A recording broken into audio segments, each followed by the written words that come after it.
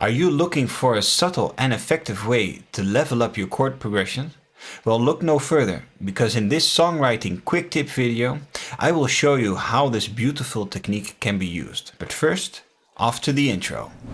Hey everybody, Xander here. Welcome to Learning Music Skills, the place where I talk about all kinds of music topics for becoming a better songwriter, producer, and musician. Let's get creative.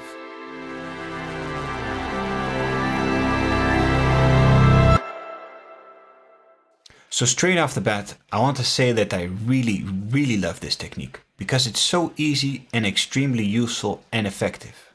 So without further ado, here's the chord progression that we're going to be adjusting.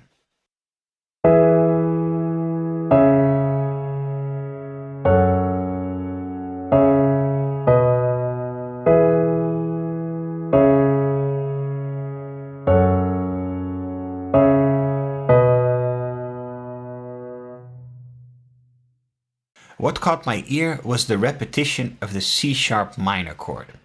This sounded a bit bland and a bit boring to me, so I definitely think that this is something we need to address. But I did like the bass line, so I would like to keep that one the same. But first I need to figure out which of the C sharp minor chords I'm going to replace. I'm not so sure about the E to the C sharp minor chord.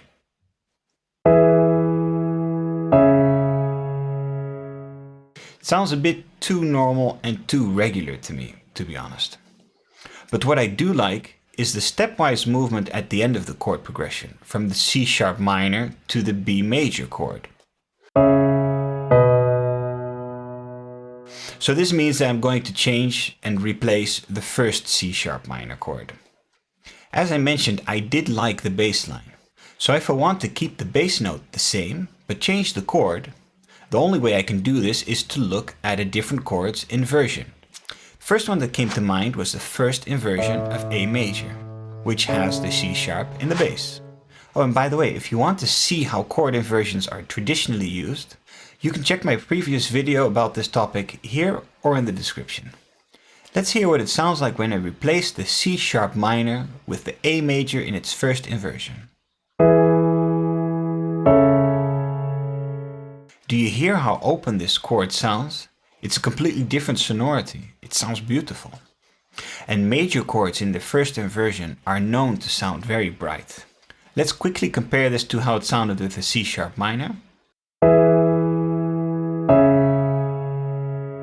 The C sharp minor sounds a lot softer and rounder in texture.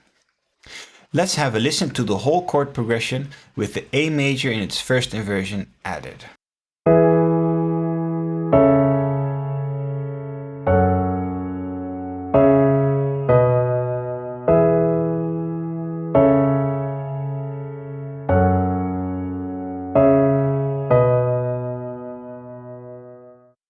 So we could already stop here, because more or less my mission is accomplished. But why not see if we can take it one step further? What if I wanted to darken and soften the ending up a bit by adding a minor chord, but of course without changing the bass note? Then of course we need to look at chords that also have the B in it.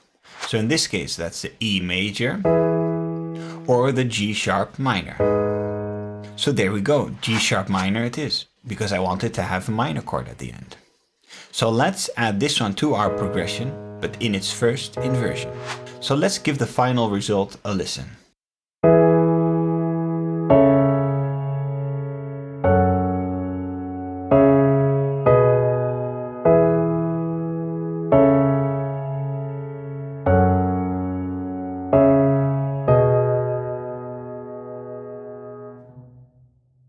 And now let's compare it to what we started off with.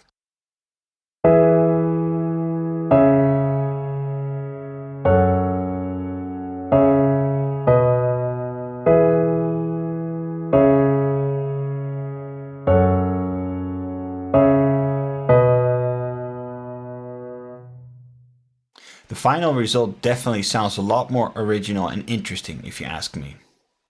So how is this any different from how you traditionally use inversions?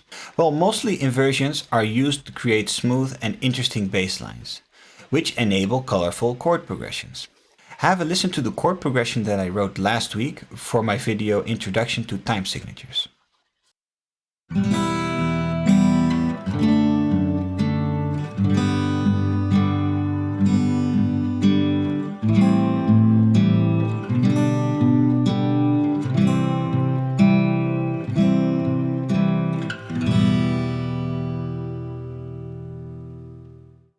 This kind of smooth progression with a stepwise ascending bass would not be possible if you would use the chords in their root position. But how we're using inversions in this video is different, because we're using them as a separate identity.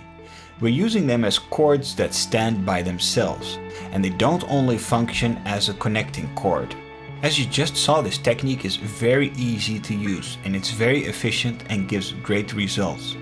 So I definitely encourage you to try this out yourself. And if you have any great results, of course, share them with us. But I would also like to ask you for your opinion. If I would have a live stream music class and also a Q&A, would that be an interesting addition to these videos? Please let me know. In any case, that was it for this week. Don't forget to like and subscribe to the channel. And for now, see you next time.